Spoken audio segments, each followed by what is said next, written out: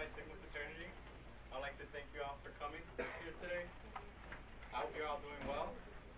Additionally, I want to thank Yvonne, she's right here, for allowing us to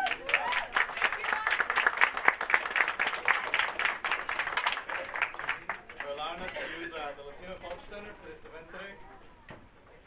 Today, we're pleased to have the only Latino congressman from the Midwest and the national leader for Latino issues with us today. Luis Gutierrez has become more than our congressman here in Illinois in the 4th District. He's a congressman for Latinos all across America.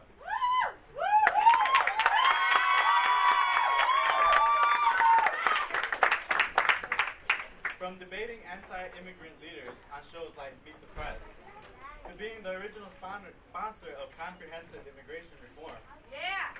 Luis Gutierrez is America's leading spokesperson for immigrants' rights. Congressman Gutierrez has traveled to Arizona to stand against 1070 and led the fight to have Arizona's anti-immigrant laws stopped. He has led a national unity tour that focuses on families that are being torn apart by our nation's unfair immigration laws. He's not afraid to stand up to the president and say that immigration reform is much more than just adding Border Patrol agents. It is stopping unfair deportations. Yeah, that's right. Woo! Today's event is titled Expanding Horizons. We hope that today you become more aware that immigration reform is not only a Latino issue, but an issue of all cultures and ethnicities. We're proud to have our congressman here today with us because from coast to coast, he stands up for fairness and empowerment. He's a leader we can count on. He's an example we can follow. And we appreciate his presence with us today. Our Congressman, Luis Gutierrez.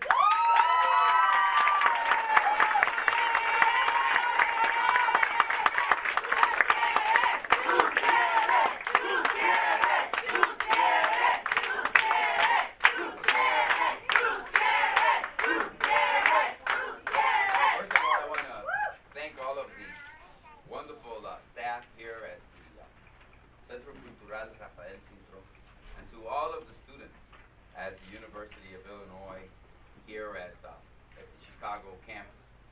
And I want to especially thank my new fraternity brothers for having invited me here this afternoon. When they first invited me here, it was probably going to be a somewhat different kind of gathering here this afternoon. We were going to talk, it's Hispanic Heritage Month, and as many fraternities, I get invited across the country to come and speak to young people. And there's nothing I enjoy more or relish more than the opportunity to do that. So what is the new horizons that we have as a community?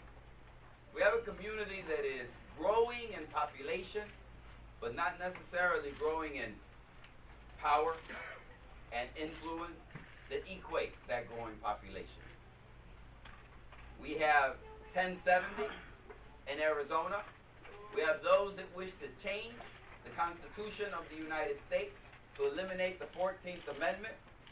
We have all kinds of anti-immigrant, anti-Latino laws passed across this country, whether in the Congress or in state or localities. And that is something that we confront as our civil rights movement of today. Now, I want to tell you a little bit about how I come to this struggle and how I come to this fight. My mom and dad came here in 1953 to Chicago. And they didn't come as immigrants because they came as citizens of the United States. My mom came with her 6th grade education and my dad with his 9th grade education. She worked in a factory, he drove a cab. They worked hard and they helped me become what I am today. But you know what? They came here to a city that was hostile in many, many aspects to them. Not knowing the language and not knowing how cold many times the Chicago winters could be. I remember growing up in apartments that many times didn't have heat. And many times, but the landlord was always there ready to collect the rent.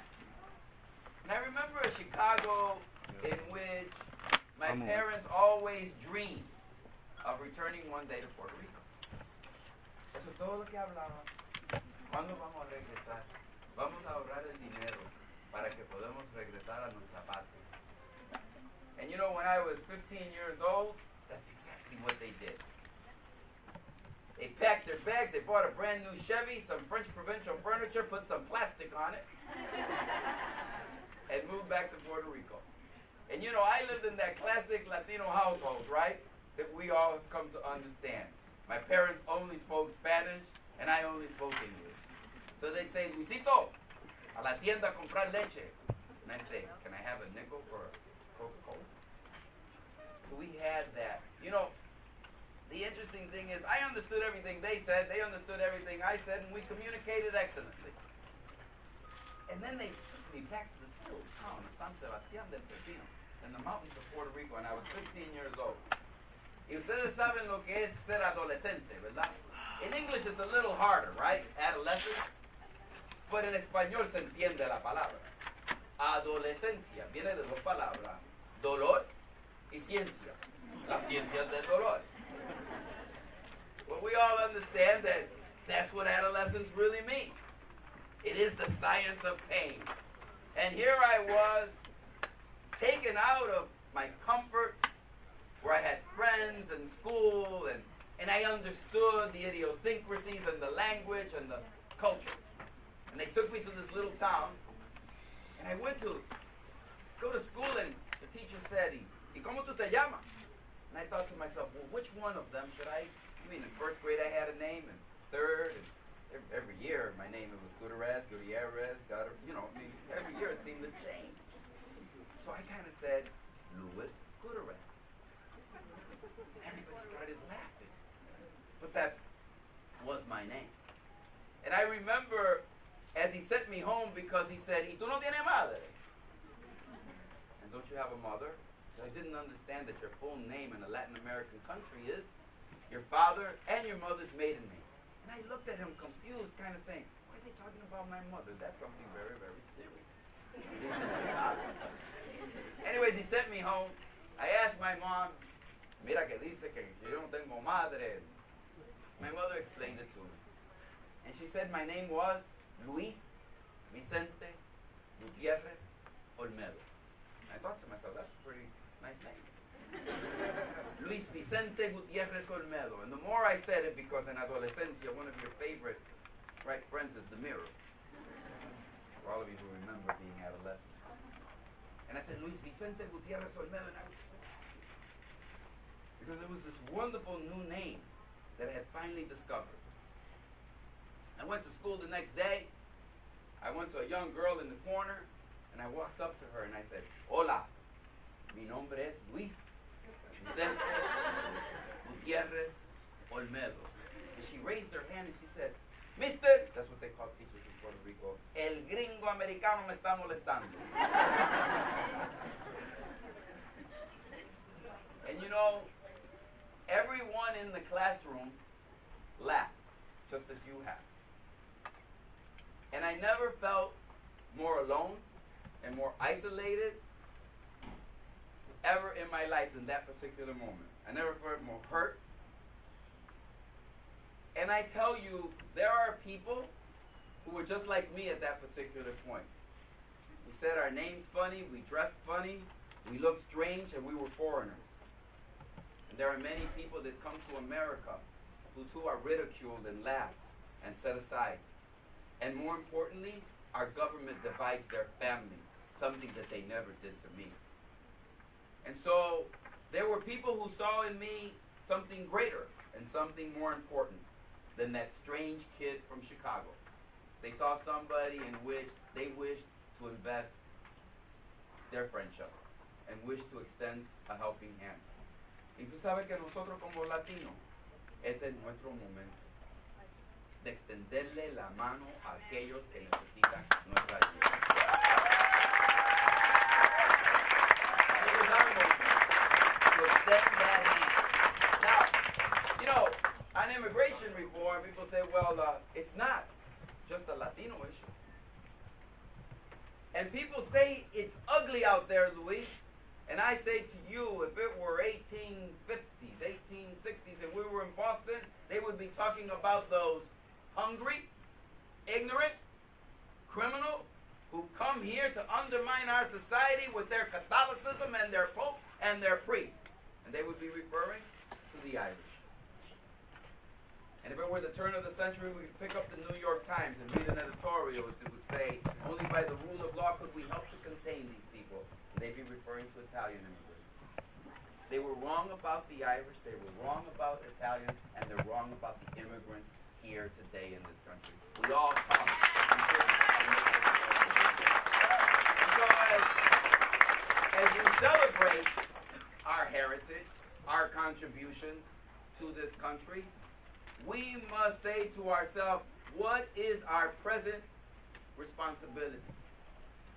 What is the responsibility that we have today?